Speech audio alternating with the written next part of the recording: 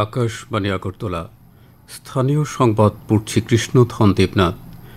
নীতি আয়োগের পক্ষ থেকে দ্বিতীয় পর্যায়ে 2023-24 অর্থ বছরের জন্য উত্তর পূর্বের রাজ্যগুলোতে জেলাগত সুস্থায়ী বিকাশ লক্ষ্যমাত্রা সূচক সংক্রান্ত প্রতিবেদন প্রকাশ করা হয়েছে। এই প্রতিবেদন অনুসারে জেলাগুলোতে 85% সমন্বিত বৃদ্ধির হার স্পষ্ট হয়ে উঠেছে। এক্ষেত্রে মিজোরামের সব জেলার পাশাপাশি সিকিম এবং ত্রিপুরার জেলাগুলোও সামনের সারিতে রয়েছে। মুখ্যমন্ত্রী অধ্যাপক ডাক্তার মানিক সাহা গতকাল সামাজিক মাধ্যমে জানিয়েছেন, এসডিজি সূচকে এই অর্থ বছর ত্রিপুরা 3টি জেলা উল্লেখযোগ্য সাফল্য অর্জন করেছে। সূচক অনুসারে তৃতীয় স্থানে গোমতী, পঞ্চম স্থানে পশ্চিম এবং সপ্তম স্থানে দক্ষিণ জেলা রয়েছে। প্রধানমন্ত্রী নরেন্দ্র মোদী বলেছেন, ব্রাজিলে তাঁর রিও ডি জেনেরিও সফর খুবই ফলপ্রসূ হয়েছে। সামাজিক মাধ্যমে তিনি বলেছেন, ব্রিক্স শীর্ষ সম্মেলনে বিস্তারিত আলোচনা হয়েছে। তিনি ব্রাজিলের রাষ্ট্রপতি এবং ব্রাজিল সরকারকে তাদের ব্রিক্স সভাপতিত্বের মাধ্যমে এই প্ল্যাটফর্মটিকে আরও কার্যকর করার জন্য প্রশংসা করেছেন। এদিকে 5 দেশ সফর শেষ পর্যায়ে প্রধানমন্ত্রী আজ নামিবিয়ার উইন্ডহোকে পৌঁছবেন। সফরকালে প্রধানমন্ত্রী নামিবিয়ার রাষ্ট্রপতি নেতুম্বু নন্দী নদাইতোয়ার সঙ্গে দ্বিপাক্ষিক আলোচনা করবেন। 17 দফা দাবির ভিত্তিতে আজ দেশব্যাপী সাধারণ ধর্মঘটের ডাক দিয়েছে কেন্দ্রীয় 10টি ট্রেড ইউনিয়ন। 4টি শ্রম কোড বাতিল করা, পুরনো পেনশন স্কিম পুনর্বহাল করা, বিদ্যুৎ সংশোধনী বিল বাতিল করা সহ বিভিন্ন দাবিতেই ধর্মঘটের ডাক দেওয়া হয়েছে। এদিকে রাজ্য সরকারের সাধারণ প্রশাসন বিভাগ থেকে এক নির্দেশনামায় জানানো হয়েছে, আজ ধর্মঘটের দিন রাজ্য সরকারের অধীনে থাকা সমস্ত অফিস এবং সরকার অধিকৃত সংস্থা স্বাভাবিকভাবে কাজ করবে।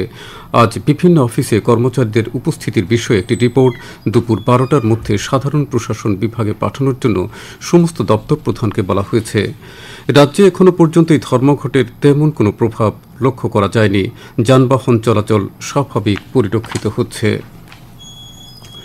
দুদিনের টানা বৃষ্টিতে দক্ষিণ জেলায় বন্যা পরিস্থিতি তৈরি হয়েছে।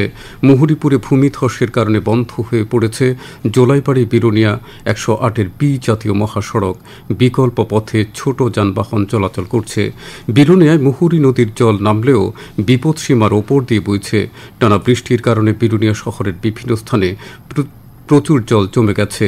শহরের বিভিন্ন জায়গায় দমকল দিয়ে জল সরানোর কাজ চলছে।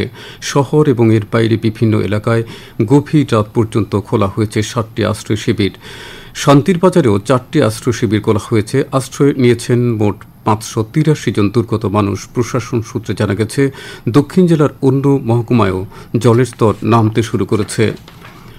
পুরান আগরতলার ঐতিহ্যবাহী খাটচি পূজার গতকাল ছিল 6ষ্ঠ দিন।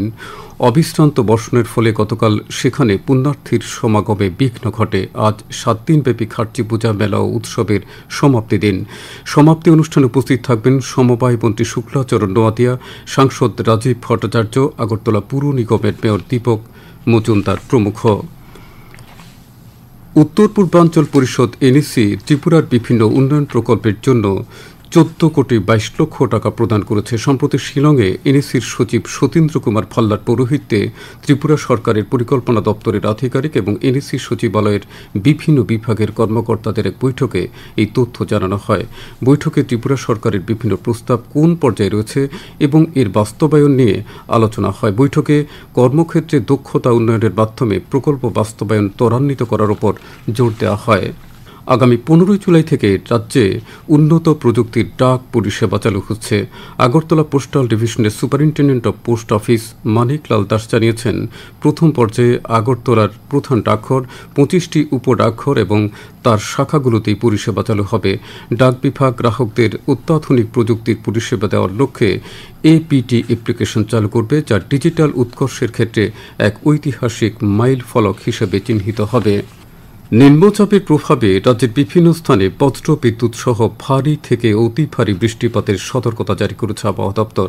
পশ্চিম জেলা, সিপাহীজলা, গোমতী এবং দক্ষিণ জেলায় অতি ভারী বৃষ্টিপাতের সম্ভাবনা রয়েছে। রাজ্যে আজ সকাল 5:30 পর্যন্ত বৃষ্টিপাত হয়েছে 31.8 মিলিমিটার। আজ দিনের সর্বোচ্চ তাপমাত্রা 30 ডিগ্রি সেলসিয়াসের কাছাকাছি থাকবে। স্থানীয় সংবাদ এখনকার মতো শেষ হল।